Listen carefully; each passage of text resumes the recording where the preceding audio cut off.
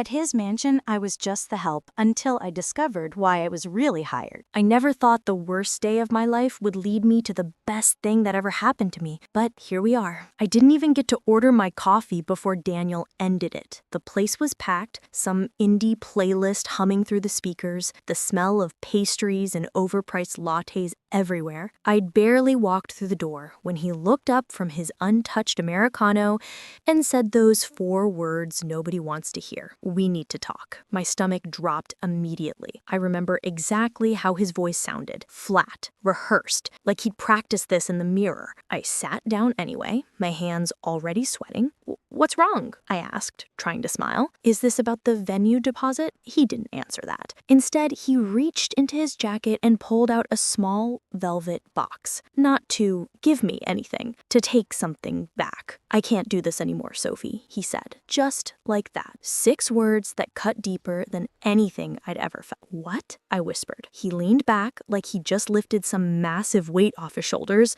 "Look, it's not personal. We're just going different directions now. I've been spending time with Victoria Brennan, and we just connect on a different level, you know?" Victoria Brennan, daughter of Thomas Brennan, the real estate developer who owned half the commercial properties downtown. My heart started pounding. "You're leaving me for her?" "It's not like that," he said, even though it obviously was. "This is better for both of us. You deserve someone more on your level." I just stared at him, completely frozen, trying to understand how the man I was supposed to marry in 18 days could just erase me like I never mattered. Then he added, almost as an afterthought, "I'm also going to need the ring back. It's been in my family for generations.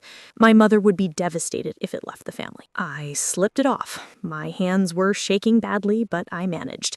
I placed it carefully on the table between us and said, "Thanks for being honest with me." Then I stood up and walked out, past the couple sharing croissants, past the barista calling out orders, past everyone trying to figure out what just happened. Only when I turned onto the side street did I finally let myself cry. I couldn't go back to the apartment we shared.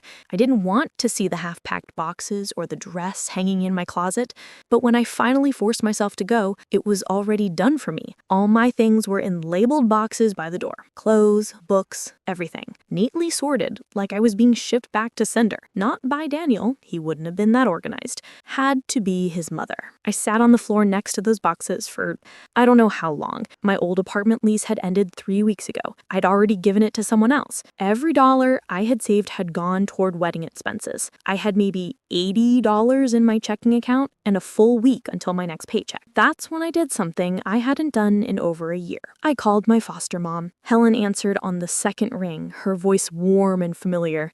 "Sophie, sweetheart, I was just thinking about you. Where have you been?" I couldn't even get words out. I just sobbed instead. That was all she needed to hear. An hour later, I was curled up on her worn couch, holding a mug of chamomile tea while she brushed my hair like she used to when I was 14, and dealing with yet another failed placement. Helen didn't ask a million questions. She just pulled a blanket over me and said, "Stay as long as you need. You hear me? You've got a home here, always." That night, I couldn't sleep. I just laid there on the pull-out bed in her living room, staring at the ceiling, replaying everything Daniel said. The calmness in his voice, the way he didn't even hesitate. Had he ever actually loved me, or was I just convenient until someone with a last name like Brennan came along? By morning, the hurt had settled into something heavier. Shame. I was supposed to be starting a new chapter, a new life, a family of my own. Instead, I was right back where I started. 29 years old, heartbroken, broke, humiliated. At noon, I pulled myself together, showered, got dressed, and went back to the hospital like nothing had happened. Nurses smiled and asked about the wedding plans. I smiled back, lied, said everything was fine, because admitting the truth felt like it would break me all over again. But as I changed into my scrubs and checked my patient assignments, I knew one thing for sure. I couldn't stay here forever. Not in this town, not with these memories, not while Daniel and Victoria Brennan celebrated their perfect future just across town. 3 days crawled by. 3 long, painful days where I went through the motions at work. while trying not to fall apart. I smiled when people asked about the wedding, said we postponed it, said Daniel had work stuff come up, said I was fine. I lied a lot. But on the third day, while I was restocking supplies in the ICU, Linda, our no-nonsense head nurse, pulled me aside. You still looking for a way out of here? I blinked. What? She lowered her voice. Remember Jessica from cardiology? She took that private care job last month. Live in, great pay. She quit after 2 weeks. Couldn't handle the patient. What patient? Some tech billionaire, paralyzed from a climbing accident, lives up in Ridgemont in one of those houses that looks like a spaceship. Apparently he's impossible to work with. Sounds delightful. Pays 4 times what we make here. Live in apartment, meals covered, no rotating shifts, no hospital politics. Just one patient. I hesitated. I'm not a private caregiver. You're a critical care nurse with 6 years of experience, she shot back. You're more qualified than most people they've interviewed. And honestly, this guy scares everyone off in under 3 weeks. You're tough. Might actually last. I almost laughed. I wasn't sure any part of me counted as tough right now, but the word escape, that word stuck with me. Do you have contact info? I asked. 10 minutes later, she handed me a business card with elegant handwriting. Patricia Monroe, estate manager, and below it, a phone number. It took me until almost midnight to actually call. I stood outside Helen's house in my coat, freezing in the night air, phone shaking in my hand. Patricia Monroe answered on the first ring. Yes, this is Sophie Bennett. I was told there's an opening for a live-in nurse position. A pause. Are you available for an interview tomorrow at 8 a.m.? I swallowed. Yes. Bring credentials and references. The address will be sent shortly. Do not be late. The line went dead. At 5 in the morning, I caught the earliest bus out to Ridgemont, transferring twice before the road started climbing into the hills where normal people didn't live.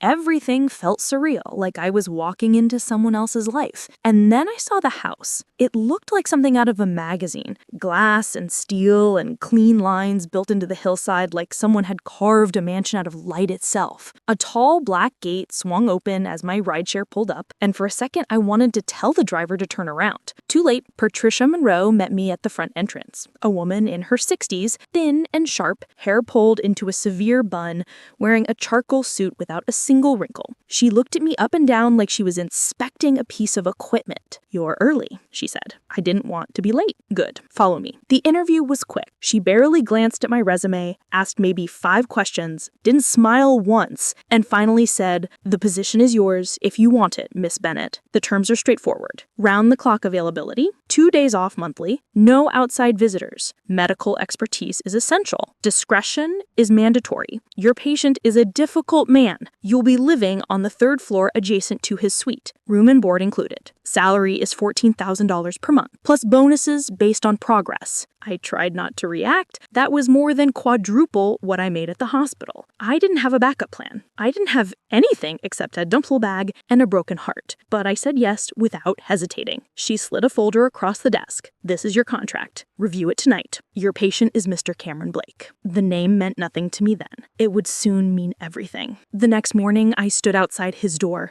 Contract signed, heart racing. The hallway was silent, muffled by the kind of expensive carpet that swallows sound. Everything about this house felt cold and polished.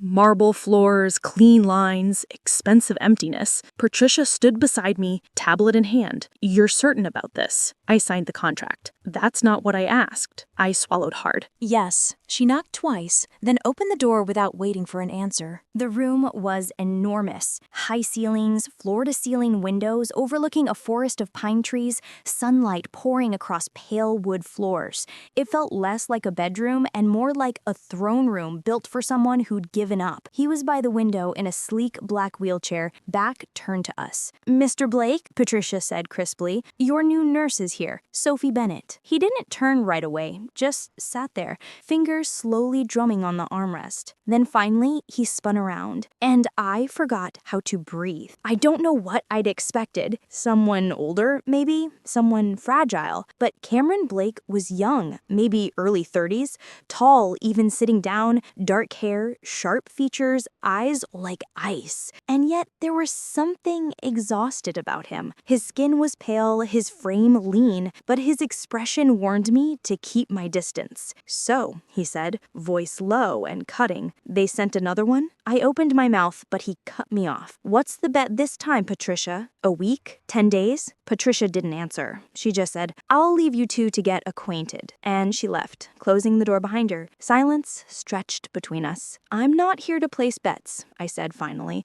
"just to do my job." He rolled closer, studying me like I was a painting he didn't particularly like. "And what job do you think that is?" "Medication management, physical therapy, monitoring vitals, supporting recovery." He snorted. "You forgot the part where you watch me fail to walk again. That's usually everyone's favorite part." I didn't flinch. "I'm not here to watch you fail." He tilted his head. "Oh, that's different.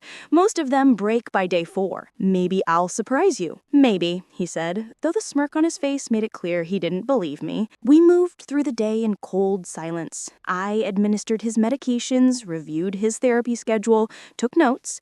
Cameron kept making sharp comments, testing me, pushing, but I didn't take the bait. I'd worked with veterans who'd lost limbs, teenagers screaming through every procedure, mothers crying through pain. Cameron Blake wasn't going to scare me away. That evening, as I was organizing his room for the night, he said suddenly, "You're not what I expected." I looked up. "No, you haven't asked about the accident. I figured you'd tell me if you wanted to." A pause, another flicker of surprise in his eyes. "It was a climbing trip, solo, free climbing. Fell 30 feet, woke up in a helicopter, haven't stood on my own since." I nodded. "Thank you for telling me." He stared at me for a long moment. "Why did you take this job?" "I needed it. Not the money. Why this job?" I met his eyes. "Because I know what it's like to have your future ripped away and be expected to just smile through it." His expression changed, just for a second, like a crack in a wall that shouldn't exist. Then he turned back to the window. "Don't get attached," he said. "I don't do gratitude and I don't do friendship."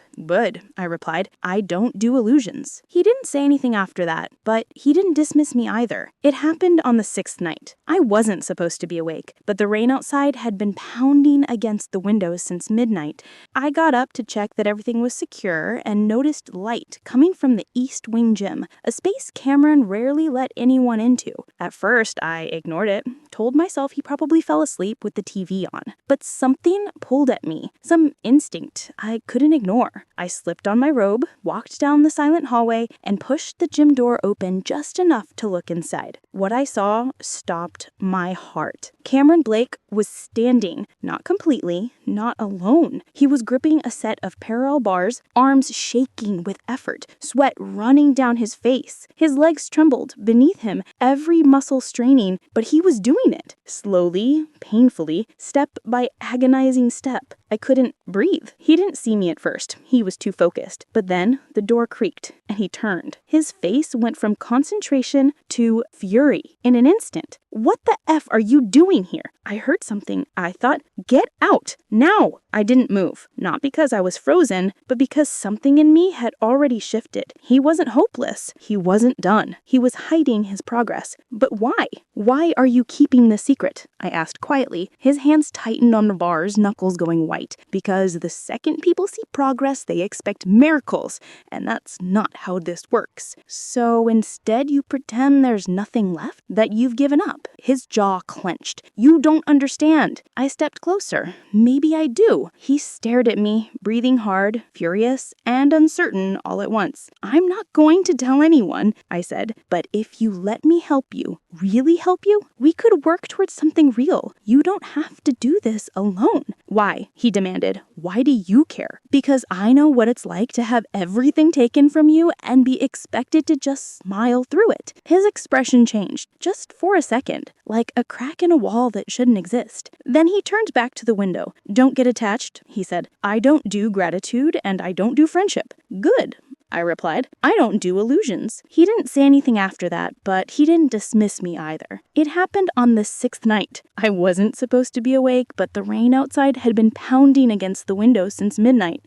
I got up to check that everything was secure and noticed light coming from the East Wing gym, a space Cameron rarely let anyone into. At first, I ignored it, told myself he probably fell asleep with the TV on, but something pulled at me, some instinct I couldn't ignore. I slipped on my robe, walked down the silent hallway, and pushed the gym door open just enough to look inside. What I saw stopped my heart. Cameron Blake was standing, not completely, not alone.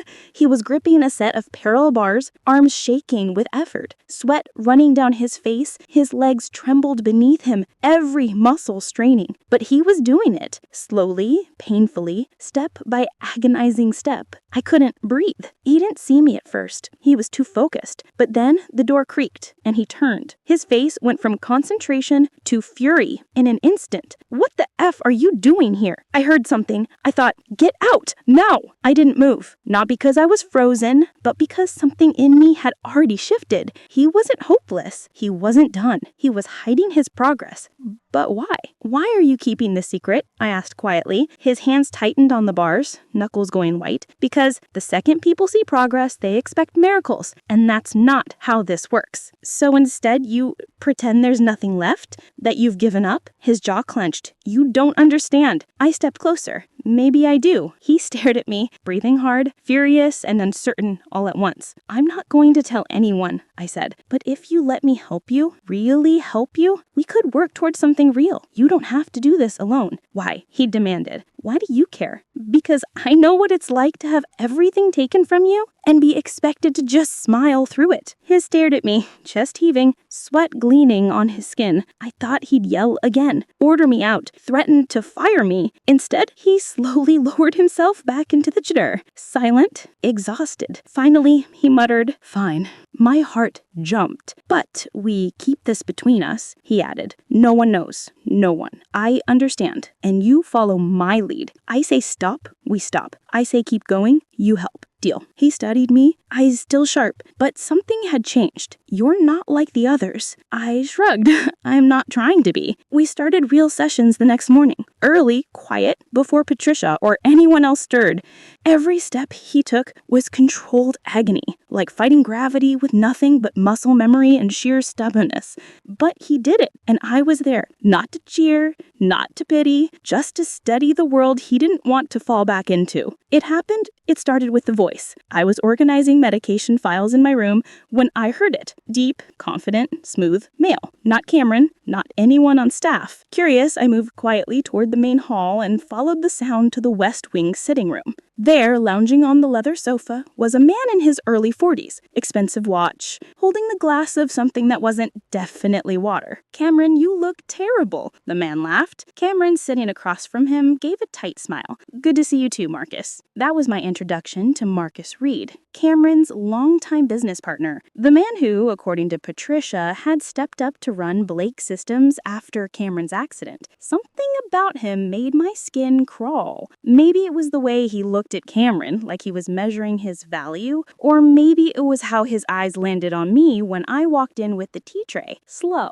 assessing, invasive. This the new one? He asked. Sophie Bennett, I said evenly, setting down the tray. She any better than the last four? Marcus quipped. She's not here for your opinion, Cameron replied coldly. She's my nurse. The conversation shifted to business. Mergers, investors, tech acquisitions. I tried to stay invisible, but then one word froze me. Brennan. Marcus leaned in, lowering his voice. Victoria says her father's ready to push the funding through. We just need the control transfer finalized. Brennan Holdings will absorb it quietly. He's got board contacts. Easy transition. Cameron didn't respond. He just stared out the window, knuckles white against the armrest. I've already prepped the documents, Marcus continued. We just need your signature by Friday. I'll review them, Cameron said flatly. You've been saying that for weeks. If we wait much longer, the window closes. Cameron said nothing. My pulse thundered in my ears. I slipped out before either of them noticed I was still standing there. Brennan. Victoria Brennan. That name still haunted me. And then it clicked. Brennan Holdings. Victoria. Marcus pushing for Cameron's signature. The company. They were trying to take it. Strip control while he was still recovering. And if Victoria was involved, Daniel couldn't be far behind. My chest tightened as I walked back to my room and shut the door. Was this connected to what happened to me? Was I just collateral damage in something bigger? Or had I been chosen for this job because I was the girl nobody would suspect? That night, I couldn't keep quiet. As I helped Cameron with his stretching routine, I broke the silence. There's something I overheard today about your company. He didn't look at me. Go on. I told him everything, word for word. Names, phrases, tone. I even mentioned Victoria Brennan. At that, he paused. You know her? My ex-fiancé left me for her. He blinked slowly. Daniel Martinez? I nodded, shocked. You know him? No, but I've heard the name through Marcus. He rolled away from the wall and looked at me. Are you suggesting my business partner and your ex are working together on something? I'm suggesting it's too much of a coincidence. He was silent for a long moment. Then finally, I'll look into it. That was it. I tried not to feel disappointed. I'd hoped for more. Maybe belief? Maybe action? But Cameron just returned to his silence like everything I said had vanished into thin air. That night, I paced my room. Was I wrong? Was I imagining shadows? Or worse, was I right? And nobody would believe me. The next morning, he knocked on my door. He never knocked. When I opened it, Cameron sat there, folder in his lap. You were right, he said. Brennan Holdings isn't just investing. The paperwork transfers decision-making authority and equity shares to a shell company Marcus formed 3 months ago, hidden under multiple layers. My breath caught. I want you to help me stop them. He handed me the folder. Are you sure? I asked. After everything? Cameron nodded. If they think I'm too broken to fight back, they've forgotten who I was before the fall. The plan took over a week to finalize. Every night after the staff had gone quiet, Cameron and I sat at the long table in his study, going through documents and building strategy. His hands sometimes trembled from exhaustion, but his voice stayed steady. He was preparing for war, and I was his only ally inside the gates. He'd already contacted his lawyer. They were pulling records, emails, contracts, financial trails.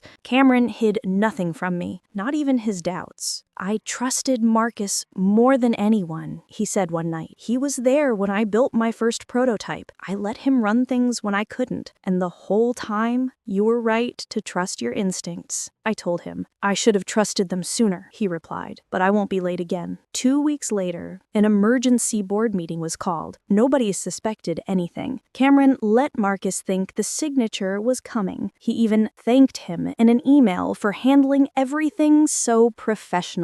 That same afternoon, he got dressed. It was the first time I saw him in a full suit, charcoal gray, perfectly tailored. He was still lean, still recovering, but something about the way he carried himself made the air shift. He practiced walking to the conference table with a cane, 10 steps, then 15, then 25. I want them to see it with their own eyes, he said. The day of the meeting, we arrived 20 minutes early. The building was all glass and steel and too much silence. Heads turned as we entered. Cameron walking beside me, jaw set, steps measured but strong. Shock rippled through the office like electricity. In the boardroom, Marcus sat at the head of the table. Victoria was there too, in a cream blazer, legs crossed, perfectly composed. And beside her, Daniel. He looked smaller than I remembered. Still handsome, still smug, but diminished somehow, like something expensive that had been discounted. When Cameron stepped into the room, cane in hand, the silence snapped. You're walking, Marcus said. Not perfectly, but enough. He didn't sit at the far end of the table. He walked straight to the head of the table, paused, and looked Marcus in the eyes. This meeting is now under my authority, he said calmly, and I'll start with this. He placed the folder on the table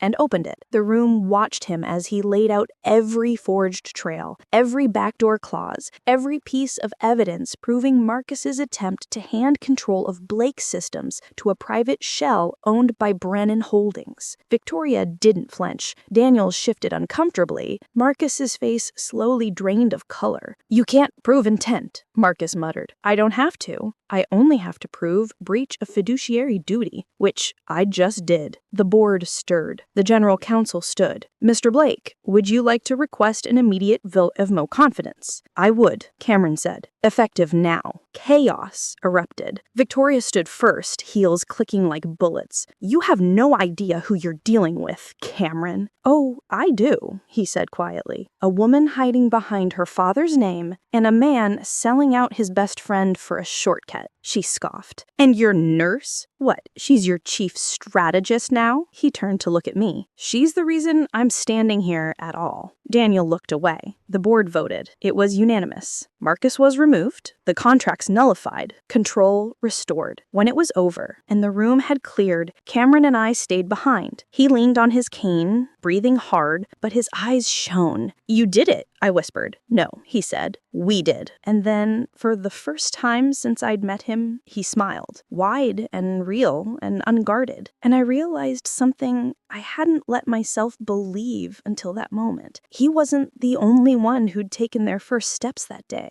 Weeks passed. The house no longer felt like a tomb. Windows stayed open, light poured into the halls. Even the garden, once dry and overgrown, started blooming again. Cameron still had hard days, still limped, still had to brace against pain, but the bitterness that used to follow him everywhere had started to lift. So had mine. The wedding I never had, I stopped mourning. The name I almost took, I let go. Slowly, I started seeing myself as more than someone who'd been discarded. I started reading again, running the trails behind the property, laughing without guilt. Cameron started cooking once a week. Even though he burned everything and cursed at the stove like it owed him money, I let him. I sat at the kitchen island, legs tucked up, smiling at his frustration. That became our ritual, small and unspoken, but ours. One night, he handed me a plate of something unidentifiable and said, "If this kills you, I want it on record. You'll leave me the house." I tried it. "You're getting the lawsuits in my will," I said flatly. He paused. "Actually, about that." I looked up. "I restructured the company into a trust, one that includes you."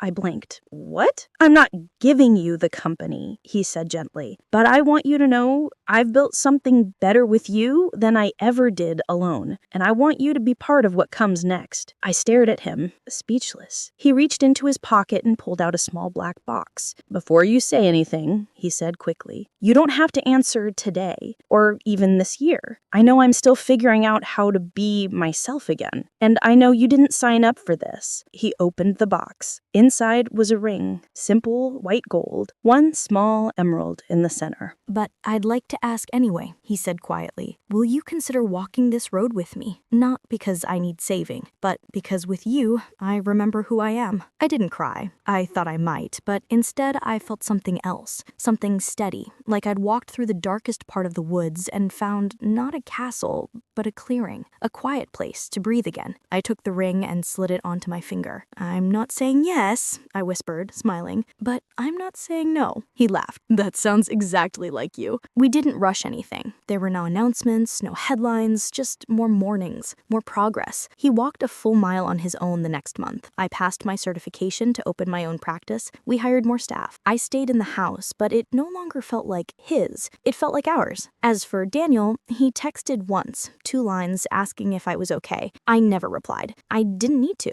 because the truth was, I'd already gotten everything I was supposed to get from that heartbreak. A lesson, a detour, and a doorway into a life I hadn't even dared to imagine. Cameron stopped using the wheelchair entirely by fall. On his birthday, we took a trip to the coast, just the two of us. He walked beside me down the beach at sunset, sand sticking to our feet, wind cold enough to sting. At one point, he looked out over the ocean and said, "You think we'll ever go back to who we were before all this?" I shook my head. "I hope not." He turned to me and I added, "Because who we became is so much better." He didn't respond. He just reached for my hand and didn't let go. So yeah, the worst day of my life led me to the best thing that ever happened. Funny how life works sometimes. If you made it this far, drop a like and subscribe for more stories that prove sometimes the universe knows exactly what it's doing. See you in the next one.